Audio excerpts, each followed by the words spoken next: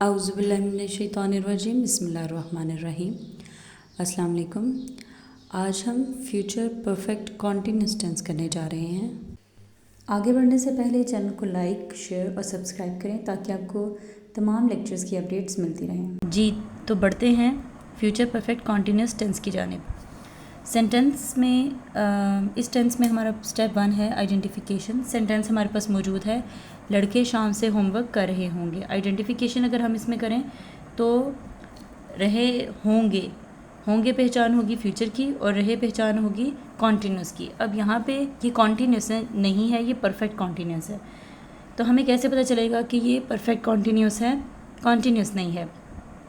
तो ये हमने स्टार्ट में भी डिस्कस किया था कि जब भी हमारे पास एक ऐसा सेंटेंस मौजूद हो जिसमें टाइम दिया हुआ हो तो वो टाइम किस चीज़ की पहचान होती है कि ये परफेक्ट कॉन्टिन्यूस टेंस है। ठीक है, अगर टाइम ना हो, टाइम के बग़ैर रहा रहे रही दिया हुआ हो, टाइम के बग़ैर रहा रहे रही कॉन्टिन्यूस की पहचान होती है, और टाइम के साथ रहा रहे रही गिवन हो तो ये परफेक्ट कॉन्टिन्यूस की पहचान होती है। ठीक है, तो अब ज़माने का हमें पता चल रहा, होंगे फ्यूचर में यूज़ होता है तो ये फ्यूचर वाला टेंस है, और टाइम भी दिया हुआ है और साथ में रहा रहे रही भी दिया हुआ है, तो इट मीन्स कि ये फ्यूचर परफेक्ट कॉन्टिन्यूस टेंस है। आपने इसमें 3 चीज़ें देखनी है। ठीक है, एक तो ज़माना, होगा, होंगे। ठीक है, होंगे से पता चल रहा है फ्यूचर है ज़माना, फिर उसके बाद टाइम भी है और रहा रहे रही भी है। 2 पहचान ये हो गई, तो इससे पता चलेगा कि ये परफेक्ट कॉन्टिन्यूस टेंस है। तो आइडेंटिफिकेशन हो गई। इसके बाद हमने हेल्पिंग वर्ब भी देखा था कि helping verb future perfect continuous में इस्तेमाल होता है, will have been, shall have been. तो will have been, shall have been हमारे हेल्पिंग वर्ब्स हो गए।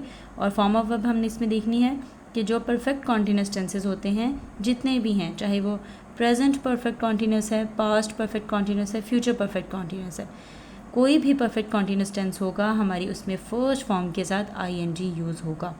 ठीक हो गया, तो अब हम इसमें स्टेप 1 को कंप्लीट कर लेते हैं। जी, तो हमारा स्टेप 1 कंप्लीट हो गया है। अब हम बढ़ते हैं स्टेप 2 की तरफ। स्टेप 2 है फार्मूला, जिसके अंदर ही हमने सारी चीज़ें एंटर करनी हैं। जी, तो फार्मूला भी आ गया। फार्मूले के बाद हम इसमें सारी चीज़ें पुट करते हैं। सेंटेंस है हमारे पास, लड़के शाम से होमवर्क कर रहे होंगे। लड़के शाम से होमवर्क कर रहे होंगे। अब इसमें जो काम करने वाले हैं वो कौन हैं? लड़के। ठीक है, सेंटेंस के स्टार्ट में भी दिया हुआ है, और अगर हम इस सेंटेंस को पढ़ें तो लड़के शाम से होमवर्क कर रहे होंगे, तो हमें पता चल रहा है कि लड़के इसमें सब्जेक्ट है। तो अब हमने इसमें एंटर करना है सब्जेक्ट बॉयज़। ठीक है, लड़के की इंग्लिश होगी बॉयज़, तो हमने वो सब्जेक्ट में एंटर कर देना है। हेल्पिंग वर्ब देख लेते हैं। इसमें हेल्पिंग वर्ब है हमारे पास will have been, shall have been. अब इसमें बॉयज़ के साथ हम विल यूज़ करेंगे, जैसे कि हमने पहले भी इस चीज़ को डिस्कस किया हुआ है कि आई और वी के साथ हम शेल यूज़ करते हैं, और इन दोनों के अलावा बाकी सब के साथ हम विल यूज़ करते हैं। तो शेल आई और वी के साथ, तो ये आई है ना वी है, तो यहाँ पे हम विल यूज़ करेंगे बॉयज़ के साथ। ठीक है, बॉयज़ विल हैव बीन। उसके बाद आ जाते हैं फॉर्म ऑफ वर्ब की तरफ। तो अब फॉर्म ऑफ वर्ब के लिए हमें पता होना चाहिए कि वर्ब कौन सा है, काम कौन सा हो रहा है इसमें। ठीक है, तो होमवर्क करना, करना इसमें बेसिकली क्या है? वर्ब है, तो करने की इंग्लिश होगी do. The boys will have been, do, और डू के साथ ING यूज़ करेंगे, तो boys will have been doing. ठीक हो गया, तो यहाँ पे हम फॉर्म ऑफ वर्ब यूज़ करेंगे डू के साथ ING, डूइंग।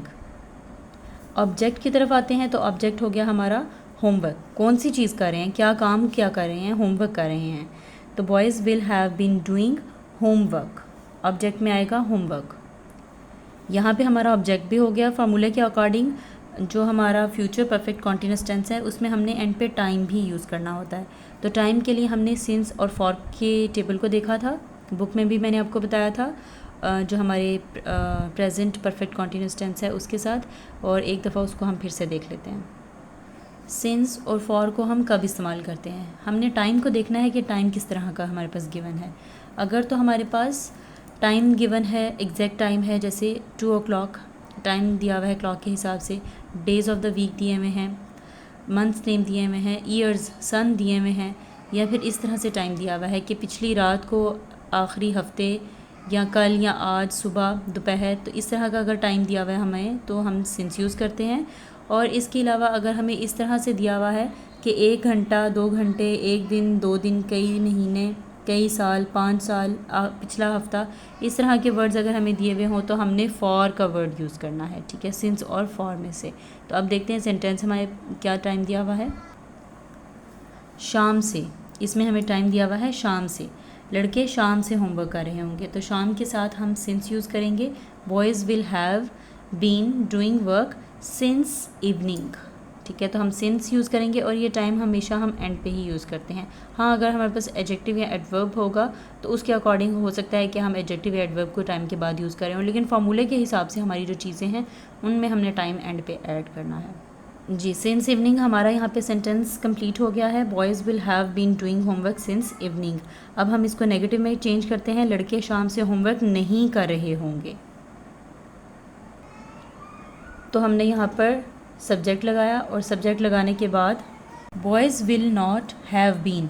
अब इसमें हमारा हेल्पिंग वर्ब है 3 वर्ड्स का, विल, हैव, बीन। तो हमने पहले हेल्पिंग वर्ब या पहले वर्ड के बाद हमने नॉट लगा देना है, ठीक है, पूरे हेल्पिंग वर्ब के बाद नहीं लगाना।